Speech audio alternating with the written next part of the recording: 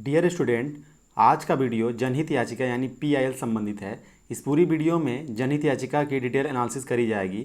इसमें यह समझा जाएगा कि जनहित याचिका है क्या, इसको क्यों अप्लाई किया जाता है और ये इसको कब और कैसे अलग अलग चरणों पे कैसे कैसे इसको पूरी तरीके से समझा जाएगा। साथ ही साथ ये भी देखा जाएगा कि वर्तमान समय में इसका कितना अधिक दुरुपयोग और कितना अधिक उपयोग हो रहा है। तो चलिए शुरू करते हैं। जैसे कि वर्तमान समय में देखा जाए दो तरीके के अक्सर लोग हो रहे हैं। जैसे कि एक ऐसे लोग जिनको सामने अगर कितनी भी बुरी घटना घटती हो तो या तो उसको देखकर इग्नोर कर देते हैं, और दूसरी कैटेगरी के लोग ऐसे होते हैं जो उन बुरी घटनाओं को देखते हैं तो अक्सर नाखुश और वो पूरी तरीके से परेशान हो जाते हैं अंदर से। तो ऐसे जो लोग जिनको लगता है कि सरकार द्वारा जो बनाई गई गलत नीतियां हैं या गलत फैसलों के कारण लोग बुनियादी मानवीय अधिकारों का उल्लंघन कर रहे हैं, तथा साथ ही साथ ये भी हो रहा है कि सामाजिक अन्याय और भ्रष्टाचार को बढ़ावा भी मिल रहा है। तो ऐसे जो लोग समाज के लिए कुछ करना चाहते हैं, ऐसे लोगों के लिए अव्यवस्थाओं को कानून के माध्यम से समाज को ठीक करने के लिए अगर देखा जाए तो उनके लिए जनहित याचिका एक शक्तिशाली उपकरण यानी एक शक्तिशाली टूल उनके लिए हो सकता है, जो इस तरीके के लोग हैं। तो इस पूरे वीडियो में ये समझा जाएगा। देखिए, जनहित याचिका भारतीय कानून में सार्वजनिक हितों की रक्षा के लिए मुकदमे का ही एक तरह का प्रावधान है। यानी ये कह सकते हैं कि जनहित याचिका कुछ अलग चीज़ नहीं, ये भी एक तरह का उसमें मुकदमा ही चलाया जाता है। अब इसमें ये नहीं, इसमें समझिए, इसमें ये नहीं होता है कि जो पीड़ित पक्ष है सिर्फ वो अदालत जाएगा। इसमें यह भी हो सकता है कि इसमें अन्य किसी कोई नागरिक भी जा सकता है या अन्य कोई संस्था भी जा सकती है, या कई बार तो ऐसा होता है कि जो न्यायालय होती है वो खुद ही अपने पीड़ितों के पक्ष में याचिका दायर करती है। इस तरीके का ये कुछ थोड़ा सा अलग है। पीआईएल अगर देखा जाए तो भारत के जो भी सामाजिक क्षेत्र हैं, तो पीआईएल यानी जनहित याचिका बहुत सारे क्षेत्रों पे वो अपना प्रभाव अभी तक देखा जाए बहुत अच्छा प्रभाव डाल चुकी है। जैसे कि देखा जाए तो कारागार को समझ लीजिए। जैसे आप लोग कई सारे मीडिया खबरों से या अखबारों से न्यूज़ देखते होंगे कि ऐसा बताया जा रहा है कि जो जेलों में जो बंद कैदी होते हैं उनके साथ काफ़ी हद तक दुर्भावना या कुछ काफ़ी हद तक उनके साथ अत्याचार घटनाएं देखी सुनने को ऐसे मिलती है। तो उनके खिलाफ कई बार याचिकाएं दायर की गई थी। बाल श्रम को ही ले लीजिए, भारत में बाल श्रम काफ़ी तेज़ बढ़ा है, तो सरकार ध्यान नहीं थी। उसके लिए कई सारे लोगों ने, कई सारे एनजीओ ने कोर्ट में याचिका दायर की उसको कंट्रोल करने के लिए। पर्यावरण एक ऐसा मुद्दा है। पर्यावरण पे तो कोई संस्था अपने याचिका दायर करे या ना करे, या सरकार को इस पर करे ना करे, कई बार कोर्ट यानी सुप्रीम कोर्ट और हाई कोर्ट कई बार खुद ही उसको संज्ञान ली। जैसे एग्जाम्पल के लिए ये ताजमहल को ले लीजिए। अब ताजमहल का जैसे कलर पीला हो रहा था तो उसके बाद खुद ही सुप्रीम कोर्ट ने उसको संज्ञान में लिया। इस तरीके से जैसे और हो गए चुनावी मुद्दे हो गए, मानवाधिकार संबंधित मुद्दे हो गए, यानी इन सभी क्षेत्रों में जो पीआईएल है यानी जो याचिका है जनहित याचिका, उस पर काफ़ी हद तक उसने अपना प्रभाव डाल दिया है। अब अगर इसकी जन्म की अगर बात की जाए, जन्म की यानी ये कब पहली बार आया, तो अगर इसकी विश्व में पहली बार अगर बात की जाए, सबसे पहले विश्व में ये जो जनक है अमेरिका, सबसे पहले अमेरिका में इसको जनहित याचिका का जनक माना जाता है। लेकिन अमेरिका में जनहित याचिका नाम से नहीं बोला जाता था, अमेरिका में इसको बोला जाता था सामाजिक कार्यवाही याचिका। अमेरिका में इसका नाम था सामाजिक कार्यवाही याचिका, और वहीं भारत में इसे जनहित याचिका के नाम से जानते हैं। को कई बार मैं इसको बोल दिया। अब समझिए, भारत में जैसे कि अमेरिका में बात की गई, जब भारत में अगर जनहित याचिका के जनक की जब बात करते हैं तो भारत के जनक में एक जस्टिस थे जिनका नाम था पीएन भागवती। एग्जाम याद आ सकता है, कई बार क्वेश्चन बन सकता है, याद कर लीजिएगा पीएन भागवती। तो पीएन भागवती को भारत में पीआईएल यानी जनहित याचिका का जनक माना जाता है। अब और थोड़ा समझते हैं। अब देखिए, जो जनहित याचिका जो है, ये जनहित याचिका आप ये कह सकते हैं थोड़ी सी जो न्यायिक चर्चा होती है उससे कुछ हद तक भिन्न होता है। वहीं अगर प्रारंभ के समय की बात करें तो भारत के जो प्रारंभिक समय था उसमें जो भारतीय कानून व्यवस्था में इसे स्थान प्राप्त नहीं था। अब ये नहीं कि जैसे कि जब भारत का संविधान बना तभी, या भारत का जो एक्ट जो भी कानून जब बनाया गया तो उसी समय भारत में ये याचिका दायर करने का प्रावधान था, ऐसा कुछ नहीं है। इसका जो शुरुआत है अचानक भारत में नहीं हुआ। ये नहीं कोई संशोधन कर दो, ऐसा कुछ विधेयक लेकर आओ, ऐसा नहीं बना। उसके लिए अचानक से इसका काम धीरे धीरे विकास में आया। धीरे धीरे कई सारे राजनीतिक कारण बने, धीरे धीरे कई सारे न्यायिक कारण बने, यानी बहुत सारे चरणों के बाद तब जाके पूरी तरीके से वास्तविकता के अंदर ये अपना रूप लेकर आया, कहते हैं पीआईएल। इसके लिए अगर बात की जाए, हिस्ट्री जब पढ़ेंगे आप तो आपको इसमें दिखेगा कि इसका कोई पर्टिकुलर ईयर नहीं है, लेकिन 60 के दशक की बात की जाए और 80 के दशक के बीच में पूरी तरीके से इसका विस्तार हो चुका था भारत में जनहित याचिका का। ठीक, अब इसके लिए थोड़ा समझने के लिए थोड़ा हम लोग किसी 2-3 केस की बात की जाए। जैसे अगर कुछ केस की अगर बात की जाए तो सबसे पहले इससे रिलेटेड कोई केस था 1950 में सब 1950 में एक केस बना जिसका नाम था गोपालन बनाम, पूरा नाम उनका था ए के गोपालन, ये गोपालन के आगे एग्जाम में दे दे ए के गोपालन तो वही सेम चीज़ है। ए के गोपालन बनाम मद्रास केस 1950 में एक केस बना जिसमें उच्चतम न्यायालय ने संविधान के अनुच्छेद 21 की व्याख्या करते हुए ये कहा, जो संविधान का अनुच्छेद 21 है, व्याख्या करते हुए ये फैसला दिया कि जो अनुच्छेद 21 में जो उल्लेखित एक शब्द है जिसका शब्द है विधि सम्मत, इसका जो मतलब है सिर्फ उस प्रक्रिया से मतलब लगा है जो किसी विधान में लिखित हो या जिसे किसी विधायिका द्वारा पारित किया गया। यानी कोर्ट ने ये कहा कि अगर भारतीय संसद ऐसा कानून बनाती है जो किसी व्यक्ति को उसके जीने के अधिकार से अतर्कसंगत, तर्कसंगत नहीं, अतर्कसंगत तरीके से अगर वंचित करता है तो मान्य होगा। ठीक है। और साथ ही साथ उन्होंने बहुत एक ज़बरदस्त बात ये कह दी उस समय सुप्रीम कोर्ट ने, उन्होंने ये भी कहा कि जो विधायिका है वो अपने क्षेत्र में सर्वोच्च है।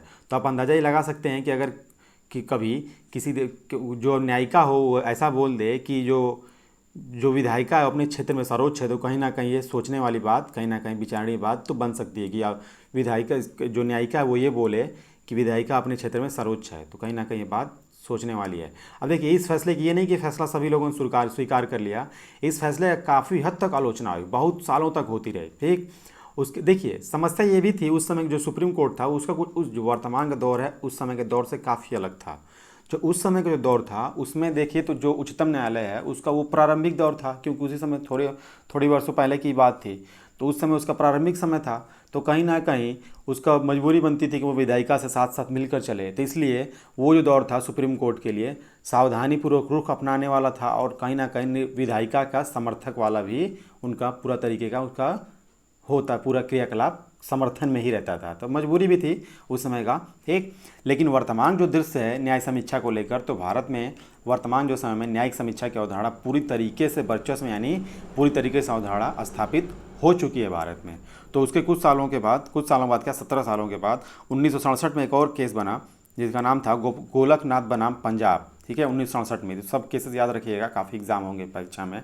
उस समय जो कमेटी बनी वो 11 जजों की पूरी एक बेंच थी, 11 जजों की बेंच थी, जिसमें क्या हुआ 6 जज एक तरफ हुए और 5 जज एक तरफ फैसला दी। यानी 6 जजों के बहुमत से उन्हें जो फैसला आया उसमें ये बताया गया कि संसद ऐसा संविधान पारित या कोई भी एक्ट ऐसा पारित नहीं कर सकती जो मौलिक अधिकारों का हनन करता हो। यानी कोई भी ऐसा एक्ट सरकार नहीं बनाएगी, तभी शुरुआत हुई, कोई भी सरकार ऐसा एक्ट या कुछ भी नहीं बनाएगी जिससे मौलिक अधिकारों का हनन होता हो। ठीक है।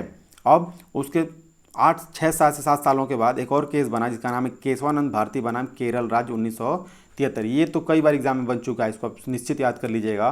केशवानंद भारती बनाम केरल राज्य 1973 में 1973 में केस बना। उसमें ये बताया गया कि ये पूरा का पूरा वही, इसमें भी वही बताया गया कि जो संसद है ऐसा कोई एक्ट या कुछ भी ऐसा नहीं करेगी जिसके तहत मौलिक अधिकारों का हनन होगा। लेकिन उसमें नई चीज़ एक और जोड़ दी गई कि न्यायिक समीक्षा को, जो न्यायिक समीक्षा है भारत में, वो भी लोगों का मौलिक अधिकार का ही एक हिस्सा होगा। यानी लोगों को मौलिक अधिकार के अंदर जो न्यायिक समीक्षा है वो भी भारत लोगों को वो प्राप्त हो गई। ठीक है। तो इस तरीके से है। तो अब ये समझा जाए कि कैसे कैसे समझिए, जैसे ये कि अब थोड़ा आगे ये समझा जाए क्वेश्चनों के माध्यम के, जैसे कि अब और थोड़ा सिंपल सी भाषा में समझा जाए एक एक डिटेल को। जैसे कि जनहित याचिका क्या होती है, जनहित याचिका दायर करने की प्रक्रिया क्या है, या जनहित याचिका किन किन मुद्दों पर दायर नहीं की जा सकती है, दायर की जा सकती है, जनहित याचिका संबंधित मामलों की सुनवाई में कितना समय लगता है, कितना विलम्ब होता है या कितना जल्दी हो जाता है, क्या भारत में जो जनहित याचिका है उसके अधिकारों का दुरुपयोग हो रहा है। तो इन सभी मसलों पर और इससे रिलेटेड भी ढेर सारे प्रश्न होंगे जो इसमें नहीं है, वो ढेर सारे प्रश्नों को इसमें एनालिसिस किया जाएगा। चलिए लेते हैं पहले वाले को। जैसे इसमें पहला ये है कि जनहित याचिका आखिर होती ही क्या है। मैंने शुरू में बताया लेकिन थोड़ा सा और समझ लेते हैं कि आखिर जनहित याचिका क्या होती है, व्हाट इज़ PIL। समझिए, इसमें सिंपल सा कहा गया है कि जनहित याचिका एक ऐसा माध्यम है जिसमें मुकदमेबाजी या कानूनी कार्यवाही के द्वारा अल्पसंख्यक या वंचित समूह या व्यक्तियों से जुड़े सार्वजनिक मुद्दों को उठाया जाता है। ठीक है, इसमें पूरी तरीके से ये है। अगर ये इसके बाद अगर मैं सभी जो 3 लाइन लिखा हुआ है इसके मैं सिंपल शब्दों में अगर कहूँ तो जनहित याचिका न्यायिक सक्रियता का एक सिंपल सा एक नतीजा है, जीता जागता एक नमूना है, जिसके माध्यम से एक व्यक्ति हुआ या एक कोई भी NGO हो गया, यानी कोई भी गैर सरकारी संगठन हो गया, या कोई भी नागरिक समूह हो गया, या खुद ये कहिए खुद ही अपने लिए अदालत ही ऐसे मुद्दों पर न्याय की मांग कर सकता है जिसमें एक बड़ा सार्वजनिक हित जुड़ा हो। यानी सिंपल से समझिए, एक लाइन मैंने बोला कि बड़ा सार्वजनिक हिस्सा जुड़ा हो, यानी समुदाय की बात हो, यानी एक से अधिक कई लोगों की बात हो, एक वर्ग की बात हो, सिर्फ पर्सनली बात उसमें ना हो। वास्तव में जनहित याचिका कानूनी तरीके से सामाजिक परिवर्तन को प्रभावित करने का एक तरीका है। इसका सिंपल सा उद्देश्य ये है कि लोगों को अधिक से अधिक कानूनी सहायता प्राप्त करने के लिए न्यायपालिका तक पहुंचा देना। ठीक है, क्योंकि भारत में ऐसे बहुत सारे वर्ग हैं जो गरीब वर्ग से लोग जुड़े हुए हैं, कई बार तो वो सुप्रीम कोर्ट, हाई कोर्ट तक का वहाँ पर जाने के बारे में वो सोचते भी नहीं है, भले वो कितना ही उनका शोषण हो या कितना अधिक वो परेशान किए जाए, वहाँ तक जाने के बारे में इंसान सोचता ही नहीं है। ठीक है, अब समझिए कि आखिर जनहित याचिका जो होती है, थोड़ा सा इसमें एक और 2-3 चीज़ लेते हैं, 2-3 चीज़ों को और समझते हैं, थोड़ा मैं आगे चला गया। ठीक, जनहित याचिका दायर करने का अधिकार किसे है। ठीक है, अब इसमें एक और क्वेश्चन तलाशते हैं कि जनहित तरीका का जो अधिकार है वो कौन कर सकता है, माने याचिका दायर कौन कर सकता है। समझिए, इसके लिए कोई भी भारतीय नागरिक जनहित याचिका के दायर कर सकता है। बस शर्त ये होनी चाहिए, शर्त याद रखिएगा, बस शर्त ये होनी चाहिए कि इससे जो निजी हित के लिए, यानी जो निजी मसला है, उसमें कभी भी इसमें दायर आपको नहीं करना है। इसमें जो भी मसला होगा, जो भी आपको इसमें जो भी कारण बताया जाएगा, वो सार्वजनिक लोगों की भलाई के लिए किया जाना चाहिए। यानी इसमें पर्सनल का मैटर नहीं है, इसमें एक समुदाय या कोई पूरी तरीके से सार्वजनिक लोगों की बात किया, इसमें पर्सनल की बात नहीं, इसमें पूरी तरीके से कम्युनिटी की बात इसमें होनी चाहिए। ठीक है, और यही यदि कोई मुद्दा अगर अत्यंत सार्वजनिक महत्व का है तो कई बार तो कोर्ट आपको याचिका दायर करें या ना करें, कोर्ट खुद ही उसको अपने संज्ञान में ले लेती है और उसके लिए खुद ही एक वकील की नियुक्ति कर देती है उस पूरे मुद्दे को देखने के लिए। ठीक, अब सवाल कई बार ये भी बनता है कि जनहित याचिका क्या हर जगह दायर कर सकते हैं, हर एक कोर्ट में, हर एक सेशन में या हर एक अधीनस्थ न्यायालय में दायर कर सकते हैं क्या? नहीं। समझिए, जनहित याचिका सिर्फ 2 जगह अपील की जा सकती है, एक तो या तो सुप्रीम कोर्ट में या तो हाई कोर्ट में, यानी या तो आप उच्चतम न्यायालय में कर सकते हैं या तो किसी भी उच्च न्यायालय में याचिका दायर कर सकते हैं। ठीक है, अब इसमें अगली बात ये आती है कि आखिर ये याचिका दायर करने की प्रक्रिया ही क्या है। ठीक है, अब यानी हाउ टू फाइल PIL, यानी जो PIL है उसको कैसे आप फिल करेंगे, कैसे उसको फाइल करेंगे। ठीक है, समझिए, तो जिसमें लिखा हुआ है कि जनहित याचिका दायर करने से पहले याचिकाकर्ता को संबंधित मामले की पूरी तहकीकात करनी चाहिए। यदि जनहित याचिका कोई व्यक्ति से संबंधित है तो याचिकाकर्ता को सभी लोगों से परामर्श करना चाहिए। ठीक है, इस मतलब कहने का मतलब ये है, जो भी इंसान होगा अगर याचिका दायर करता है उससे रिलेटेड सारे मुद्दों को समझना चाहिए, सभी मुद्दों पर परामर्श सभी लोगों से ले लेना चाहिए। ठीक है, और उसको समझाते हैं, जैसे कि मान लीजिए एक बार जब भी कोई व्यक्ति जब किसी याचिका दायर करने का अगर निर्णय ले ही लेता है तो उसे अपने केस को और मजबूत करने के लिए जितने भी संबंधित जानकारी होती है, जितने भी संबंधित दस्तावेज या डॉक्यूमेंट होते हैं, उसको पूरी तरीके से एकत्र करना चाहिए। ठीक है, तभी उसका पक्ष मजबूत होगा। और जनहित याचिका दायर करने वाला व्यक्ति चाहे तो अगर उसके पास वकील नहीं तो चाहे तो खुद भी वो उस पर बहस कर सकता है कोर्ट में, लेकिन सलाह यही दी जाती है कई बार कोर्ट के द्वारा कि उसके लिए एक वकील को नियुक्त करना काफ़ी अधिक लाभकारी होता है, क्योंकि जो उसकी जो लैंग्वेज होती है वो आम नागरिक के समझ में नहीं आती है, क्योंकि उसमें डिफरेंट जो सामान्य व्यवहारिक लैंग्वेज होते हैं उससे कुछ अलग तरह की लैंग्वेज का प्रयोग होता है। अब मान लीजिए जो अगर मान लीजिए आपने दोनों थोड़ा सा और उसमें क्रिटिकल थोड़ा सा और बेसिक अंतर समझ लें, उच्च न्यायालय और सुप्रीम कोर्ट में क्या है मतलब समझिए।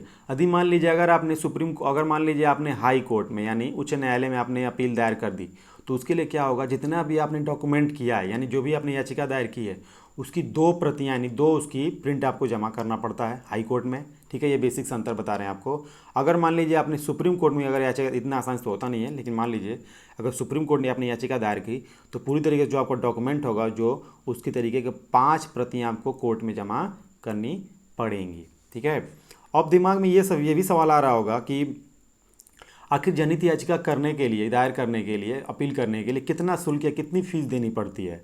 तो अगर अन्य अदालती मुकाबले की अगर बात की जाए तो याचिका दायर करना बहुत ही सस्ता है, काफ़ी कम दाम में है। ठीक है, किसी जनहित याचिका में अगर उसमें आप डिटेल में जब उस पूरी तरीके से उस पूरे डॉक्यूमेंट जब पढ़ेंगे, जब PIL की जो पूरी डॉक्यूमेंट होती है जो उसको पढ़ेंगे तो उसमें फ़ीस मात्र 50 से लेकर के 100 रुपये तक रहेगा, यहाँ तक कि ज़्यादातर तो 50 पे ही हो जाता है। ठीक है, इसका उल्लेख पूरी तरीके से आपको उसमें डिटेल में मिल जाएगा। लेकिन देखिए अब ये इसका मतलब ये नहीं कि जो आपकी पूरी कार्रवाई है सिर्फ 50 रुपये में ही निपट जाएगा, ऐसा कुछ नहीं है। ऐसा आपकी पूरी की पूरी जो कार्रवाई होगी, आपने कैसा वकील रखा है, उस किस तरह का वकील रखा है आपने, तो उस हिसाब से आपका खर्चा भी निर्भर होता है। ठीक है, क्योंकि वकील का अपना एक अलग से भी चार्ज होगा। ठीक है, जैसा वकील लेगा आपका टोटल खर्चा वो आएगा। भले ही आप PIL के लिए आपने जो अपील दर्ज की तो उसके लिए 50 से 100 रुपये तक आपको लगेगा। ठीक है, अब समझिए कि जनहित एक होती, समझिए एक होता है जनहित याचिका, जैसे मैंने पीएल की बात की, और दूसरा एक चलता है याचिका जिसको कहते हैं रीट याचिका। ठीक है, उन दोनों बेसिक सा अंतर क्या होता है? ठीक है, दोनों में बेसिक अंतर मैं शुरू में बता दिया, लेकिन नाम से रिलेटेड करके बताता हूँ। देखिए, जो रीट याचिका होती है वो किसी व्यक्ति द्वारा, कि संस्था द्वारा अपने लाभ के लिए किया जाता है, लेकिन जबकि अगर पीआईएल की अगर बात की जाए तो जो पीआईएल होता है वो आम जनता की पूरी तरीके से सामूहिक भलाई के लिए किया जाता है, पर्सनली अपने किसी चीज़ के लिए नहीं किया जाता है। ठीक है, मान लीजिए कि आपने कोई मोबाइल शॉपिंग खरीदी और मोबाइल में कोई दिक्कत आ गई, तो ये इसके ले जाके आप पीआईएल दर्ज नहीं करो, उसके लिए आप रीट याचिका करेंगे। ठीक है, इस तरीके से मतलब है। अब आगे ये समझते हैं कि आखिर ये जो पूरी तरीके से जो मुद्दा है, इसमें आखिर किन किन केसों पे यानी किन किन मुद्दों पर जनहित याचिका दायर की जा सकती है और किन किन मुद्दों पर याचिका दायर नहीं की जा सकती है। तो ये जितने भी सात सात मुद्दे हैं, इन सभी को स्क्रीनशॉट लेकर आप नोट कर लीजिएगा, समझ लीजिएगा। ठीक है, ये सब सामने लिखे ही हैं, ये सामने लिख ही दिया गया है। तो इन सभी 7 मुद्दों पर आप याचिका दायर कर सकते हैं। अब सबसे ज़्यादा क्वेश्चन जो बनता है वो ये बनता है कि किन किन याचिकाओं पर दायर नहीं किया सकता है पीआईएल। ठीक है, तो उसके लिए जब पीआईएल के जब डॉक्यूमेंट को डिटेल में जब पढ़ेंगे तो उसमें 1 से लेकर के पूरे 10 तक की पूरे तरीके जितने भी संबंधित मुद्दे हैं, उन 10 चीज़ों पे पूरा डिटेल में बताया गया है कि इन 10 चीज़ों पे यार पीआईएल दायर नहीं कर सकते। जैसे मैं कुछ आपको बता दूं, जैसे कि मकान मालिक और किराएदार संबंधित जो मामले होते हैं उसका इसमें आप उस पर जाके आप पीआईएल दायर नहीं कर सकते। दूसरा, मान लीजिए सेवा क्षेत्र से रिलेटेड, जैसे मान लीजिए सर्विसेज से रिलेटेड कोई आपने, मान लीजिए आप ही जैसे मान लीजिए आपने कोई फ्रिज लेकर आया, आप कोई 4 व्हीलर लेकर आए। ठीक है, तो उससे मान लीजिए आपकी गाड़ी में कोई डिफेक्ट या कोई कमी अगर पाई गई तो उसके लिए आप कोर्ट में जाकर याचिका दायर नहीं कर सकते। तीसरा मान लीजिए अगर आप मान लीजिए सरकारी गवर्नमेंट एम्प्लॉई हैं, प्राइवेट एम्प्लॉई हैं, तो आपको जो पेंशन मिलता है, मान लीजिए पेंशन में आपको कोई भ्रष्टाचार या कुछ अगर कमी हुई, कुछ उसमें दिक्कत आई, ठीक है, पेंशन से रिलेटेड आपको सेवा देने में, तो उसकी याचिका आप जाके कोर्ट में याचिका दायर आप नहीं कर सकते। करेंगे लेकिन रीट याचिका करेंगे, उसके लिए आप पीआईएल यानी जनहित याचिका आप दायर नहीं करेंगे। उसका अगला एक और मुद्दा है, जैसे कि चिकित्सा संबंधी जो भी मुद्दे होते हैं उसके लिए आप याचिका दायर नहीं कर सकते। एजुकेशनल इंस्टीट्यूट जो भी होते हैं उस पर आप याचिका दायर आप नहीं कर सकते। याचिका दायर कर सकते हैं लेकिन रीट याचिका आप जनहित याचिका उस पर दायर नहीं कर सकते। ठीक, इस तरीके से पूरा ये मसला है। अब एक और मन में सवाल आता है कि क्या ये आमतौर पर देखा जाए तो जो न्यायाधीश होते हैं जितनी भी याचिका दायर किया था क्या सब का सब वो स्वीकार कर लेते हैं क्या? समझिए, मान लीजिए अगर एक दिन में इंडिया में अगर मान लीजिए कि अगर 1000 अगर केस पीआईएल अगर दर्ज की गई, अपील की गई पीआईएल को, अगर उसको याचिका दायर कर दी गई, तो क्या सभी 1000 केस को supreme court high court accept कर लेगी? ऐसा नहीं है। अगर जनहित याचिका की जो अदालत है, ठीक है, उसके जो मुख्य न्यायाधीश द्वारा होता है पूरी तरीके उसी के ऊपर होता है कि स्वीकृति देगा या नहीं देगा। इसलिए इस पूरी तरीके से इस बात पर निर्भर करता है कि जो मुख्य न्यायाधीश है इस मुद्दे को किस रूप में वो देखता है।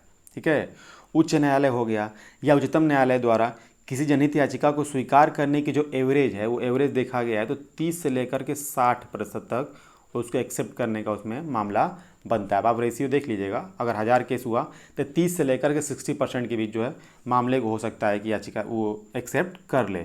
कुल मिला के जो न्यायाधीश होता है उसके सहमत होने के पीछे मेन बस यही है कि आपका जो विषय है वो कितना महत्व रखता है, वो जनता के लिए कारगर है कि नहीं, या सिर्फ कुछ ही लोगों के लिए। ऐसा ना हो कि सिर्फ एक ही 2 लोगों के लिए हो तो उसका कोई मतलब नहीं, या आपकी पर्सनली हो तो आपको उसका नुकसान भी भरना पड़ सकता है। ठीक है, पूरी तरीके से जनता के लिए लाभकारी होना चाहिए। ठीक है, जैसे गैसेज अलग अलग लीक हो जाती हैं, बहुत सारे मुद्दे हो जाते हैं।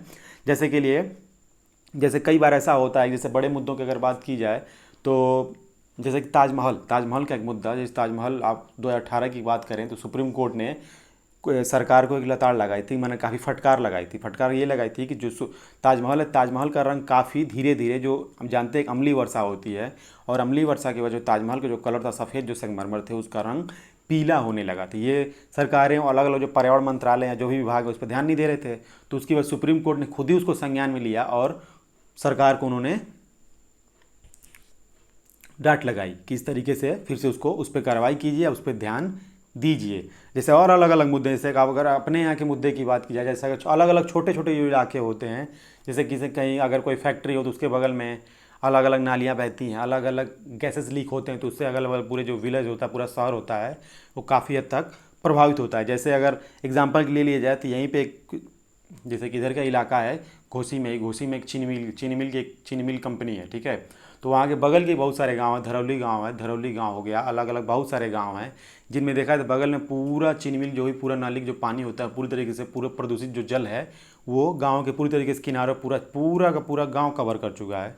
उसकी वजह से बहुत सारे स्किन्स रोग, सांस वाले रोग, बहुत सारे गंदगी, बदबू आना, इस तरह के तमाम रोग उस तरीके से हो रहे हैं। तो इसके लिए अगर कोई चाहे तो याचिका दायर उसके लिए खिलाफ कर सकता है, क्योंकि वो एक तरह के किसी एक का मुद्दा नहीं है, पूरी तरीके से वो सामूहिक मुद्दा वो बनता है, काफ़ी हद तक वो सामूहिक मुद्दा वो बनता है। अब ये 2-3 एग्जाम्पल ऐसे बहुत सारे मुद्दे अक्सर देखा जाए, जब भी अगर देखिए जब भी अगर कोई अगर सुप्रीम कोर्ट हुआ या जज या हाई कोर्ट हुआ, जब भी वो अक्सर कोई मुद्दा उठाता है तो अक्सर ये देखा गया पर्यावरण संबंधित मुद्दा जो सुप्रीम कोर्ट हाई कोर्ट है वो खुद ही संज्ञान में लेती है, क्योंकि इसके खिलाफ सरकारें तो नहीं चलती हैं। ठीक, अब समझिए, अब इस मन में एक और बनता होगा कि जनहित याचिका संबंधित मामले की सुनवाई में कितना समय लगता है। यानी जनहित याचिका आपने कर दिया, अब उसकी पूरी तरह सुनवाई करने में, पूरा उसका फाइनल आने में, डिसीजन आने में कितना आपको समय लग सकता है।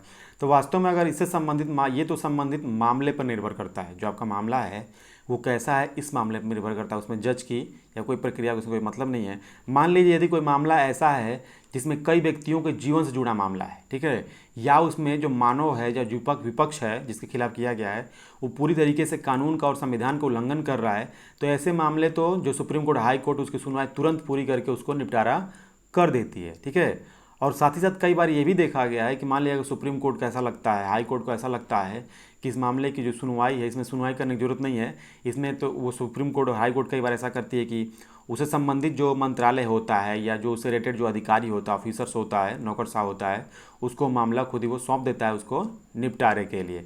तो कई बार ऐसा भी देखा जाता है। ठीक है, अब इसमें ये समझते हैं कि क्या वर्तमान जो समय चल रहा है भारत का, तो क्या भारत में जनहित याचिका पीआईएल को दायर करने से संबंधित अधिकारों का वर्तमान दुरुपयोग हो रहा है या नहीं हो रहा है। तो समझिए, यहाँ जानना बड़ा दिलचस्प है कि भारत में जहाँ अदालतों में लंबित मामलों की संख्या पहले से अधिक है, यानी पहले से ही भारत में इसके तो अलावा ही पहले से ही बहुत सारे मामले लंबित पड़े हैं। ठीक है, और जनहित याचिका के देखिए वर्तमान में एक और समस्या है कि कोई भी चीज़ अगर यूज़ के लिए बनती है तो उसका बड़ा मिसयूज होने लगता है हमारे यहाँ पे, हमारे देश से वहाँ पे बड़ा अधिक से शुरू में यूज होगा लेकिन बाद में उसका मिसयूज शुरू होता है।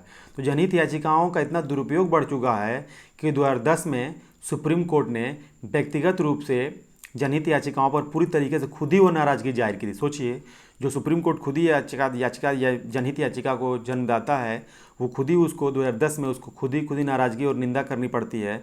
उन्होंने ये कहा कि अदालतों को जनहित याचिकाओं को स्वीकार करने के संबंध में कुछ निर्देश जारी कर दिए थे। माने सुप्रीम कोर्ट ने बहुत सारे दिशा निर्देश बनाए थे, जैसे उसमें एक न्यायमूर्ति उनका नाम था दलबीर भंडारी तथा मुकुंदगम शर्मा, नाम याद रख लीजिएगा, दलबीर भंडारी तथा मुकुंदकम, इनका नाम है मुकुंदकम शर्मा की पीठ ने ये यहाँ तक कह दिया था कि भारत में अंधाधुंध जनहित याचिकाओं को दायर करने के लिए पूरी तरीके से न्यायिक व्यवस्था पर इतना हद से दबाव होता है, इतना दबाव पड़ गया है, क्योंकि एक दिन में बहुत ज़्यादा याचिका दायर कर दी जा रही हैं जिनको बहुत सारा ऑफिसर से चाहे तो निपटा सकते हैं, लेकिन जनता भी क्या करे, याचिका दायर करती है। ठीक, तो याचिका अनावश्यक रूप से उससे होता है कि अनावश्यक रूप से दबाव पड़ जाता है, जिसके परिणाम स्वरूप ये होता है कि वास्तविक और जो प्रासंगिक मामले यानी जो जरूरी मामले होते हैं उनका निपटारा करने में बहुत देर हो जाती है। जिसे होता ये है कि बहुत सारे ऐसे ज़रूरी मामले जो बहुत बड़ी कम्युनिटी को फ़ायदा दे सकते हैं, छोटे छोटे मसलों में ही पूरी तरीके से मामला निपट के रह जाता है। ठीक है, अगर विभिन्न देशों में जनहित याचिका के समझिए थोड़ा सा और समझते हैं एक और चीज़, इसमें एक और बताया गया कि गरीब वर्गों की, देखिए जो जनहित याचिका जो बनाई गई थी ये सिंपल सा गरीब वर्गों की मदद करने के उद्देश्य से जनहित याचिका को बनाया गया। ठीक है, जिसके वजह होगा क्या, जिसके माध्यम से अदालतों को जो होगा पूरी तरीके से इसमें जनता से जोड़ दिया जाएगा, जिससे जो न्यायपालिका है उसका सीधा संबंध जनता से होगा। तो काफ़ी हद तक जो भ्रष्टाचार है और काफ़ी हद तक जो बीच की जो कड़ी वो काफ़ी क्लियर हो जाएगी। तो लोगों को अपनी बातों को समझाने में और काफ़ी निर्णय को लेने में काफ़ी हद तक आसानी होगी। अगर सही जनहित याचिका का सबसे अच्छा प्रभाव जो पड़ा पारिस्थितिकी को लेकर, पर्यावरण को लेकर, जो जंगल होते हैं फॉरेस्ट, उनकी सुरक्षा को लेकर समय समय पर इस मुद्दे को उठाया गया। अगर सही में इस मुद्दों को जनहित याचिका अगर नहीं होती शायद ये मुद्दों को कभी सरकार या कोई भी इसको सामने कभी लाता ही नहीं। पर्यावरण संबंधित मुद्दे, इससे रिलेटेड मुद्दे कभी आते ही नहीं। ठीक है, तो कई बार इस तरह के मुद्दों को लेकर सरकार में यानी गवर्नमेंट के बीच में और हाई कोर्ट हुआ और सुप्रीम कोर्ट में कई बार विरोधाभास का भी सामना देखने को मिलता है।